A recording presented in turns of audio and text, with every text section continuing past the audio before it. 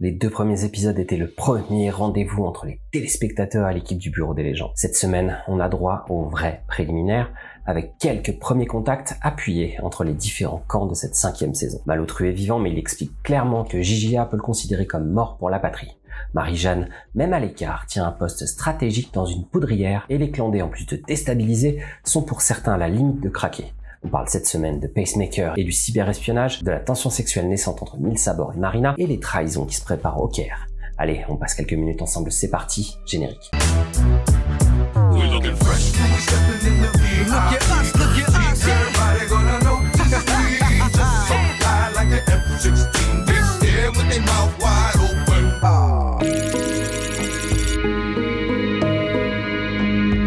On l'avait retrouvé la semaine dernière dans un état assez pitoyable, mais Guillaume de Bailly a survécu à une nouvelle situation désastreuse, comme à son habitude. L'homme est indestructible et il est de retour presque comme si de rien n'était en Russie, courtisé par les plus grosses têtes du FSB et plus que tous le directeur Karlov qui tient avec lui la plus grosse réussite de sa carrière.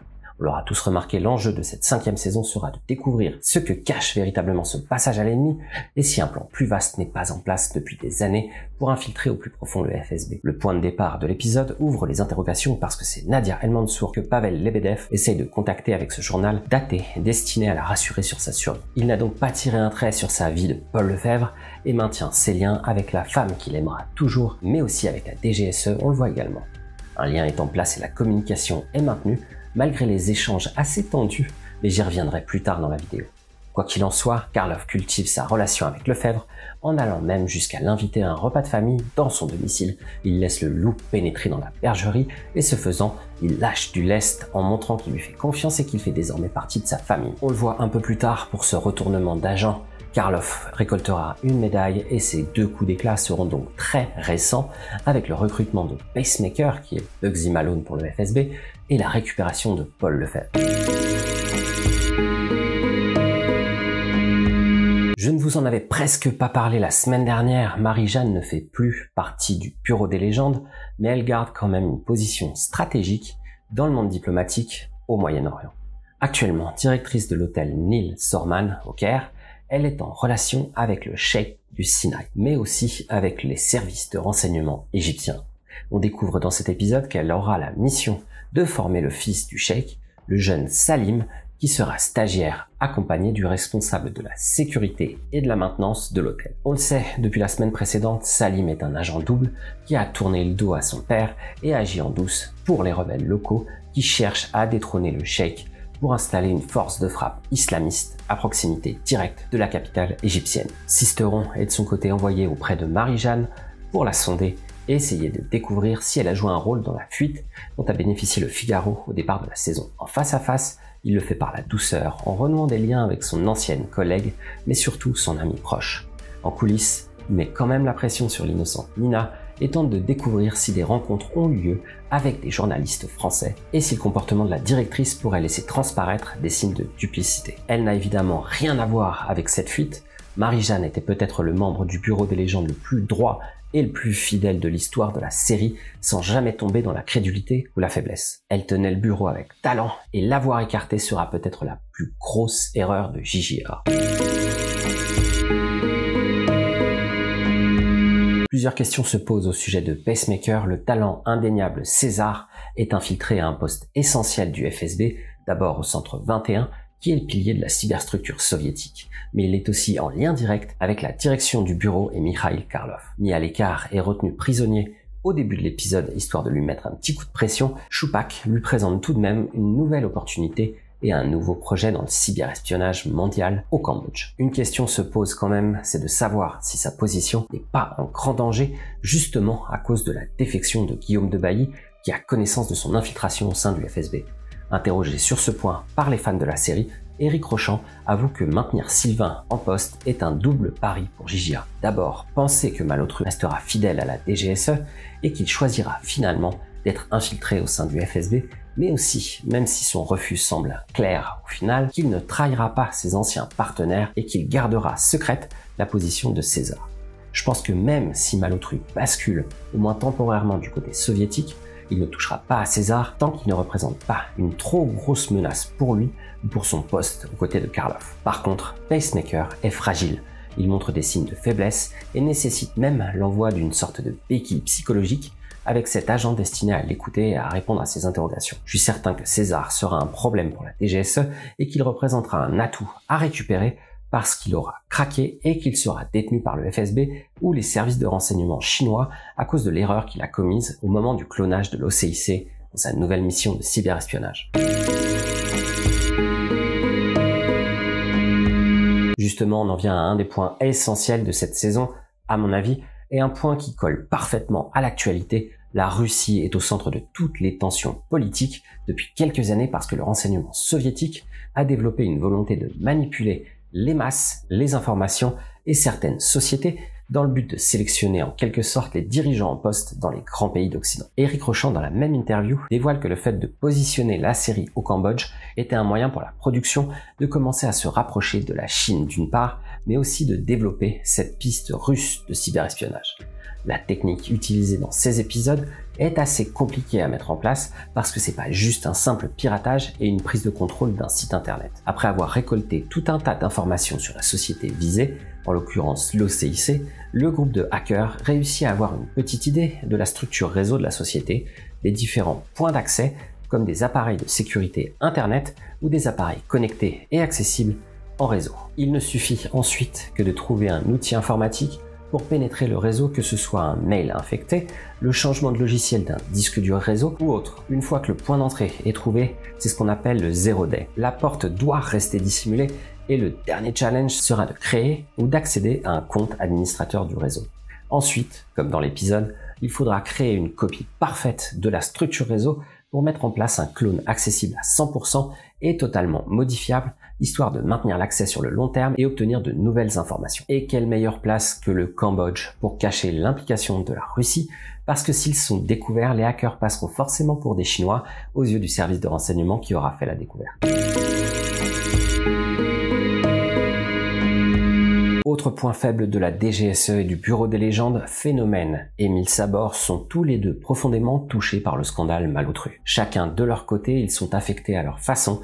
Marina s'est sentie mise à l'écart de ce qu'elle imaginait être une famille et est visiblement frustrée de ne pas savoir déjà et aussi de ne pas avoir pu partager avec Sisteron, Marie-Jeanne ou les autres membres du Bureau des légendes. Pour Émile Sabor, sa position est toujours mystérieuse. Il recherche des détails sur la mission qui lui avait été donnée et qu'on voyait au tout départ de la saison. Il n'assume pas avoir été un outil dans l'exécution d'un agent et son face-à-face avec JJA est très parlant sur le sujet. En tout cas, le rapprochement Marina-Émile Sabor est recherché par ce nouveau clan D qui est à mon avis un peu plus qu'un revendeur de matériel technologique. Mais avec qui a-t-il des liens cachés?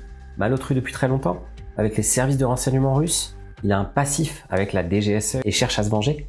En tout cas, il pose ses pièces pour avoir plusieurs points d'entrée dans le renseignement français et obtenir un peu plus de détails qu'un simple clan D du Bureau des légendes. Je sais pas si c'est le successeur de Malotru à l'avenir, mais j'aime la duplicité bien cachée du personnage. J'aime bien reprendre un détail chaque semaine et essayer de vous l'expliquer si vous n'avez pas la référence. Le débriefing de Émile Sabor organisé par Sisteron dans la planque de la DGSE est réalisé par Marina Loiseau. Je pense que c'est pour elle une nouveauté dans ses fonctions et sa hiérarchie lui a confié la mission de superviser ce nouveau clan D. Elle s'appuie donc sur une méthode bien connue de l'interrogatoire, à savoir la maïeutique. Cette méthode a été utilisée dans l'histoire de la pensée de Platon par Socrate pour démontrer que toutes les connaissances peuvent être extraites de n'importe qui, même d'un simple esclave qui est censé avoir moins de bagages que son maître dans l'Antiquité. En lui posant quelques questions et en orientant ses réponses, il réussit à faire deviner à cet esclave la solution d'un problème de géométrie, à savoir obtenir d'un simple carré un autre du double de sa surface. Après avoir commis l'erreur classique, celui qui est totalement improbable en termes de résolution de problèmes de géométrie comprend parfaitement le raisonnement par l'erreur et il réussit à étonner tout l'auditoire. C'est donc la méthode que Marina utilise ici. Elle oriente la pensée d'Andrea pour lui faire comprendre les solutions aux problèmes diplomatiques qui se posent dans les échanges commerciaux qu'il a réussi à mener. Et surtout, ce que veulent dire les demandes des uns et des autres, également les véritables motivations et qui se cache derrière ces motivations. Ici, l'Iran est un décideur principal du secteur via sa politique de prolifération nucléaire. Et j'en reviens à ma première théorie, Émile Sabor utilise cette référence pour atteindre Phénomène et faire tomber les barrières pour se rapprocher de ce maillon faible qu'il se sent capable de séduire. Tout est encore un peu vague pour le moment et même si on a pu remarquer la semaine dernière le drapeau de l'État islamique devant les tentes du groupe approché par le fils du cheikh, je pense que c'est encore difficile pour l'instant de prédire ce que va donner cette trahison familiale. Visiblement bridé par son père, en manque de reconnaissance et en attente de plus de responsabilités, le jeune homme se précipite sans jamais penser à ce qu'il fait. Avec une façade de gentil garçon, il accepte de prendre ce poste de stagiaire dans l'hôtel de Marie-Jeanne. Il garde quand même en tête que sa mission est de nuire à l'un pour favoriser l'autre et la découverte d'une carte magnétique passe-partout est pour lui une opportunité. Il pourra donc permettre aux troupes de l'État islamique de poser quelques dispositifs de surveillance ou d'infiltrer une ou deux personnes dans le personnel de cette réunion. Il y a de grandes chances que Marie-Jeanne soit mise en danger pendant cette réunion et l'intervention des soldats islamistes contre le chef de la tribu Tarabine nécessitera très certainement aussi l'intervention d'une équipe de la DGSE parce que des ressortissants français seront probablement touchés. Comme je vous le disais, je ne fais que des prédictions parce que les détails dévoilés sur ce jeune homme sont encore trop minces. La réunion approche et il n'y a que très peu d'épisodes dans cette saison, donc je pense que les épisodes 5 et 6 auront leur lot de rebondissements et de retournements de situation. Même si ça ne sera pas la trame principale de la saison, la destinée de la carrière de Malotru va très certainement être un solide fil rouge qui nous tiendra au moins pendant la totalité des épisodes et peut-être même la saison prochaine.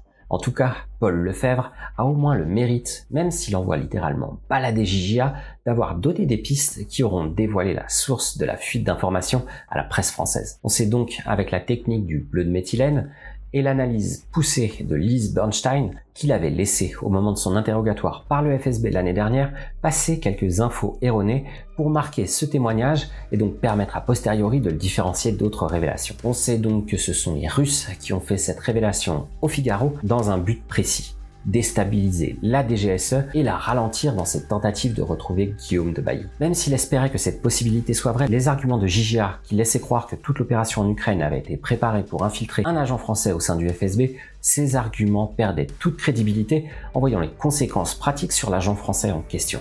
Il le dit clairement dans sa réponse d'ailleurs: mes brûlures sont trop réelles. Tu as saisi une opportunité pour me faire disparaître. Et comme je ne suis pas mort, tu voudrais maintenant que je sois utile. Il essaye de joindre l'utile au presque agréable et se raccroche comme il peut aux branches en tombant de l'arbre. Après, je suis pas certain que la position de Malotru soit si franche et définitive qu'il le laisse entendre et qu'elle ne résiste pas à un éventuel changement de directeur au bureau des légendes. En tout cas, qu'est-ce qu'il y aurait de plus classe comme légende qu'un agent français trahi et presque mort qui retourne sa veste contre son propre pays? Je crois vraiment qu'aucun agent ne pourrait résister à une légende en or comme celle-là. Un truc qui resterait dans les livres d'histoire. Sans tricher, donnez-moi le résultat du problème géographique posé par Aristote, à savoir comment doubler l'aire d'un carré sans mesurer un seul côté. Je suis impatient d'avoir vos réponses en commentaire, mais essayez de ne pas tricher s'il vous plaît, de toute façon j'ai cloné votre réseau domestique et je vois ce qui se passe chez vous. Merci d'avoir regardé cette vidéo, je vous souhaite un bon visionnage des 2 épisodes suivants. N'hésitez pas à mettre un pouce bleu et à cliquer sur la cloche si cette vidéo vous a plu et si vous voulez en voir d'autres. Si vous avez quoi que ce soit à me dire, ça se passe dans les commentaires, sur Twitter ou sur Instagram. Je réponds rapidement à tous les commentaires. Pour finir, abonnez-vous parce que je propose chaque semaine au moins 2 vidéos. Vous êtes sur BeChill, c'était Aurélien. Rendez-vous à la prochaine, portez-vous bien.